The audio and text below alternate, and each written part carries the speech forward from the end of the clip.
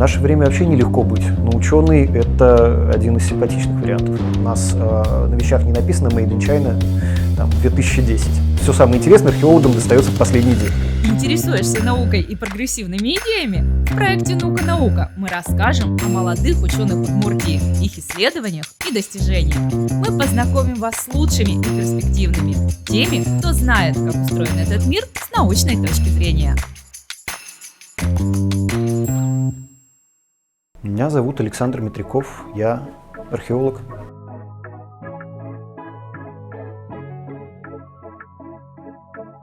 В момент, когда я впервые столкнулся с археологией, это было еще в школе, я очень мало понимал, чем занимаются археологи, точно так же, как для всех. Для меня это была скорее такая романтическая история про какие-то находки, плюс про лесную, полевую, такую полутуристическую жизнь.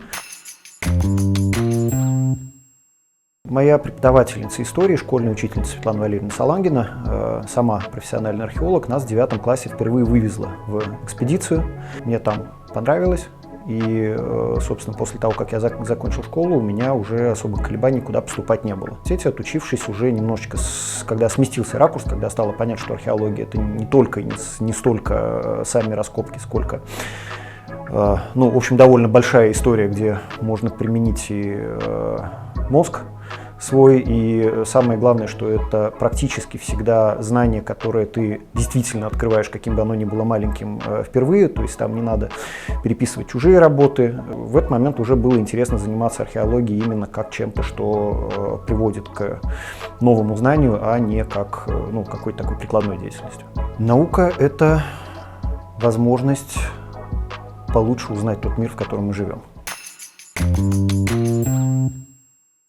Для молодого археолога достижение – это первый самостоятельно раскопанный памятник или первый, что более, мне кажется, важно, найденный памятник, то есть когда ты открываешь поселение или могильник, или городище, которого еще никто не видел. Лично вот нынешнее мое ощущение, что самое важное, что мне кажется, как мне сейчас удается делать, это немножечко вводить такое общегуманитарное, общеантропологическое знание как способ посмотреть на археологию, потому что археология вообще наука довольно точная.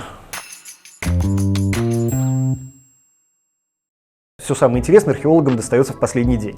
Вот, в последний день у нас выскочило шикарное двойное погребение воинское, рядом с воином какая-то женщина, возможно, супруга его, возможно, кем-то ему приходившаяся, с бисерным нагрудником, с хорошим поясом, с бронзовыми накладками, с мечом, с фольгированной рукоятью. А самые древние мои личные находки – это наши разведочные сборы на реке Карыкмаз.